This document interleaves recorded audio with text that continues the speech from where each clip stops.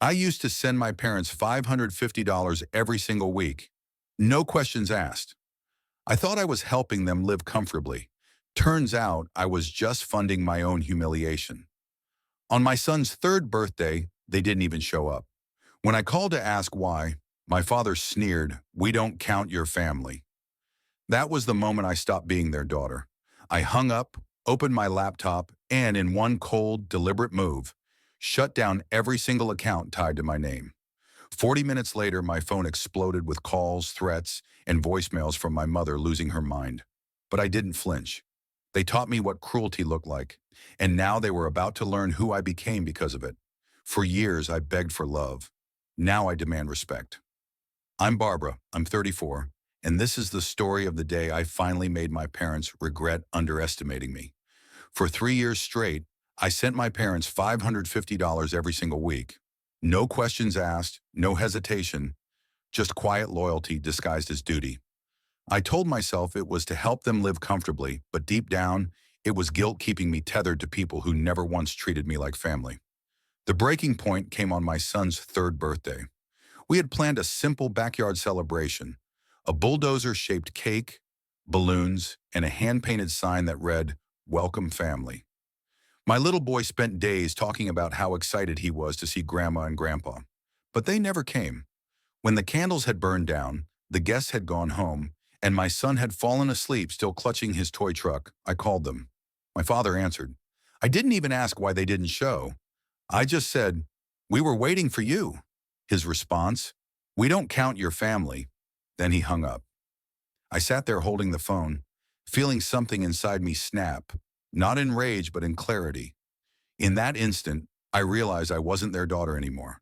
I was just their bank account, and I was done. I opened my laptop and began cutting the cords one by one. Every bill, every account, every obligation tied to my name. The utilities, canceled. Their grocery card, gone. Their bank account under my name, closed. I even called their landlord and told him to contact them directly from now on. 40 minutes later, the chaos began. My phone lit up with missed calls and voicemails. My mother screaming, accusing me of betrayal, of destroying them, of forgetting family. She even said I owed them, that I was selfish for wanting peace. Then she started calling my sister Rachel, then my husband, then even showing up at my grandmother's house, yelling so loudly the neighbors came outside. But Grandma didn't take her side this time. When Mom came storming into the driveway, Grandma stepped outside, calm as ever, and with one sharp slap, the kind that silences years of denial, she ended the argument. "How dare you treat your daughter like that?" she said. "You're lucky she gave you anything at all." I watched from the car as my mother's face turned pale. My son was asleep in the back seat, a little toy truck still in his tiny hand, and that's when it hit me. I wasn't just someone's daughter anymore. I was a mother now, and I was going to protect my child from the people who never protected me. For a few days after that, there was silence, the kind that hums before a storm. I knew my mother. Quiet wasn't peace. Quiet was plotting. Rachel checked in every morning, her voice trembling through the phone. "Are you sure about this?" she'd ask. I told her I was more than sure. I was free. For the first time in my life, I wasn't checking my balance to see how much I had left after paying for their comfort. That illusion of calm shattered on Thursday morning when my work email pinged with a fraud alert. My parents had tried to upgrade their phones using my old account, both top-of-the-line models.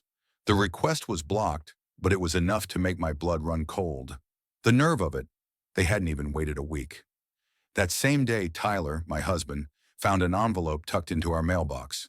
No stamp, no return address. Just my name written in my mother's handwriting. Inside was a single sheet of paper with a sentence that made my skin crawl. "You can ignore us, but don't forget. Family is blood. And your little boy has our blood too." That was the moment something darker took root. This wasn't guilt anymore. It wasn't heartbreak. It was resolve. I drove straight to Grandma's house and showed her the letter. She read it twice, then looked up and said calmly, "It's time they learn what survival looks like without you." She pulled out a small notepad I'd never seen before. Inside were detailed notes, rent payments, utility transfers, Pharmacy bills, car repairs, even Amazon orders. Every expense I'd covered for them over the last 3 years. She'd been keeping track quietly. "We're not going to hurt them," she said. "We're going to show them." So I started small. I had my name removed from their dentist and pharmacy files just to make sure I was truly untangled. Then I asked their landlord for a copy of their lease and saw what I expected. They hadn't paid rent that month. The next day, Mom called me from a new number. I didn't pick up. A few hours later, Rachel texted, "They just showed up at my work. When I called, she told me they'd walked into her office like everything was fine and asked for $300 to get through the week." When Rachel refused, Dad snapped, called her a disappointment. That night, she came over with a bottle of wine and a new kind of sadness in her eyes. "They don't care about any of us," she said quietly, "only about what they can take." I nodded and told her about the one secret I'd kept, the emergency account. Back when I was managing their finances, I'd quietly built a side account under my name alone. Every week I sent them $550. I added another $100 into that account, a safety net I thought I'd one day use for them. By the time I cut them off, it held over $15,000. Rachel just stared at me when I told her. "Why didn't you use it for yourself?" she asked. "Because back then, I wasn't ready to walk away," I said. "Now I am. I used that money to hire a process server and compile every record, every payment, every transfer, every screenshot proving how much I'd done for them. Grandma even signed a statement verifying the timeline. It wasn't about revenge, it was about truth, because I knew what was coming. My parents weren't going to accept this quietly. They'd twist it, make me the villain, tell everyone their ungrateful daughter abandoned them. I wasn't going to let that happen. 2 days later, they were served, not with a lawsuit, but a formal notice that all financial ties had been severed and that any attempt to use my name for credit or bills would be treated as fraud. Rachel said Dad screamed at the mailman. Mom sat in the driveway, chain smoking for hours. Then came her text. One single line. "I hope your son never treats you the way you treated us." It didn't hurt. Not anymore. But that night, Grandma called. Someone had broken into her shed. Nothing valuable stolen. Just the lock broken, a few boxes tossed around. The only thing missing? A small box of my childhood. Report cards, baby photos, letters I'd written as a kid. We both knew who did it. I didn't sleep that night. Tyler sat beside me as I replayed every second of our home security footage, checking every window, every door, every shadow. I even peeked into my son's room 3 times. Something inside me had shifted again. They weren't trying to guilt me anymore. They were trying to reach me through the shadows of my past, through my child.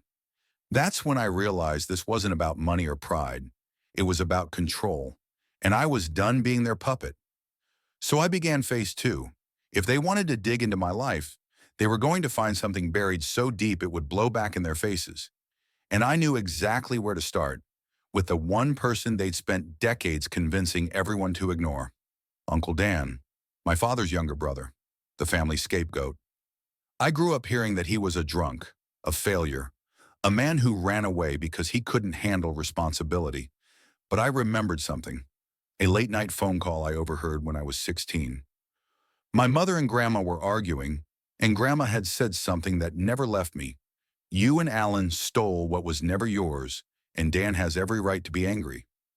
Back then, I thought it was about some petty family inheritance drama. But now that my parents had escalated to intimidation and threats, I wanted answers, real ones. When I called Uncle Dan and told him everything, the years of financial abuse, the birthday that broke me, the letter, the threats, the break-in, he went quiet for a long moment. Then he said, almost like he'd been waiting for permission to speak, "I've been waiting for this day for 20 years. What he told me next changed everything. When my father's parents, my grandparents, passed away, they left behind an inheritance for their 3 sons. But there was a twist. They didn't trust my father with money, not because he was reckless, but because he was manipulative. So they divided the estate 3 ways with a special clause. My share would go directly to me when I turned 30. Me, Barbara. Uncle Dan still had a copy of the original will. But my father got to the lawyer first. He told him I wanted nothing to do with the inheritance, that I'd declined my portion. I was 17 at the time. I didn't even know they died until 2 weeks after the funeral.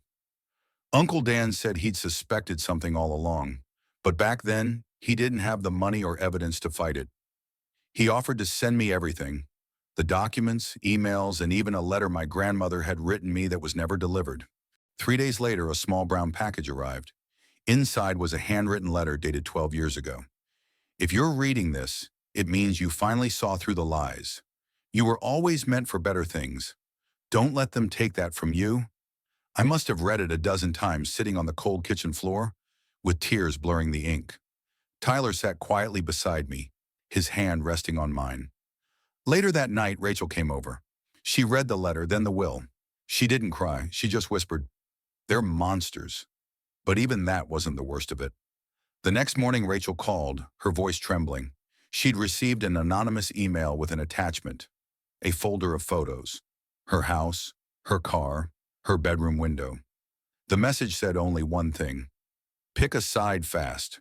She called the police, but they said without a direct threat, their hands were tied.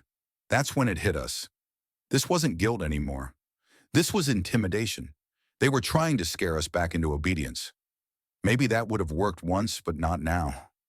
Because now I had proof. The will, the letter, the records, the people who believed me. And for the first time, they had nothing. I took everything to a lawyer. He listened quietly, flipping through the documents Uncle Dan had sent, the letter from my grandmother, and the spreadsheet of every financial transfer I'd made for years. Then he looked up and said evenly, "If all this checks out, it's about to get ugly for them very fast." A few minutes later, he pulled something up on his screen and turned it toward me. "There's a trust in your name, Moran," he said. "Still active." My heart dropped. The trust was real, established by my grandparents with the same condition. It couldn't be accessed until I turned 30. The exact year I started sending my parents money every week. They'd been draining my accounts while secretly sitting on one they had no right to touch. My lawyer showed me evidence of 3 forged withdrawals, $2,000 here, $1,500 there, each signed with a shaky imitation of my name. "This isn't family drama anymore," he said quietly. "This is fraud." He asked if I wanted to press charges. I didn't answer right away. I wasn't sure if I wanted justice or peace, and for once they weren't the same thing. That night Rachel came over again, pale and trembling. Mom had called her, begging her to convince me to call off the lawyer. Said Dad was having a breakdown, screaming, punching holes in the wall, claiming I was tearing the family apart over money that was never yours anyway. That line stuck with me. Money that was never yours anyway. That's how they saw me. Not as a daughter, but as a resource, a tool. For the first time, Rachel didn't try to mediate. She told Mom if they contacted her again, she'd block them. She'd already filed a police report about the photos. Then she told me something that almost made me laugh. "Remember that silver bracelet Mom always wore? The one she said was a family heirloom?" I nodded. "She pawned it last month." For $80, of course she did. That was always her pattern, building fake sentiment around things she could cash in later. 2 days later, the final unraveling began. Grandma called to say my parents had been officially evicted. 2 months behind on rent, no money left, no safety net. They'd begged the landlord to let them stay, crying that their daughter had abandoned them, that I was rich and cruel and hiding money out of spite. He didn't buy it. That same evening, Tyler noticed a blue sedan idling across the street from our house, its engine running. He stepped outside and it sped off. That was it. We called the police. I gave them everything. The threatening email, the break-in, the fraudulent withdrawals, the harassment. They opened a case. The next morning, I got a text from an unknown number. "You don't get to win." But they were wrong. I wasn't trying to win. I was just done losing. The final call came on a Tuesday, not from them, but from the sheriff's department. My parents had been arrested trying to use my old ID at a check cashing place. The clerk recognized the name and reported it. When police searched them, they found a folder with Rachel's address and several photos inside. They weren't just spiraling. They were planning something, The officer advised me to file for a restraining order. I didn't hesitate. I filed one for myself and my son. Rachel did the same the next day. And just like that, the line was drawn. Permanent and unbreakable.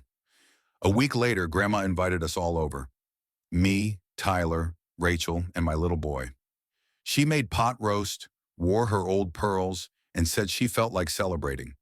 At one point, she pulled me aside and handed me a small velvet box. Inside was a simple locket, not expensive, not ornate, but inside were two photos, one of me as a toddler and one of my son at his birthday party. This, she said softly, is the family that matters. Then she smiled wryly. You know I slapped your mother because I was angry, but if I ever see her again, it won't just be one slap. We laughed, really laughed, for the first time in months. That weekend, Tyler and I used part of the trust money to fix up the backyard. Nothing extravagant, just a little playhouse for our son. He calls it his work zone. Rachel moved into a small place nearby.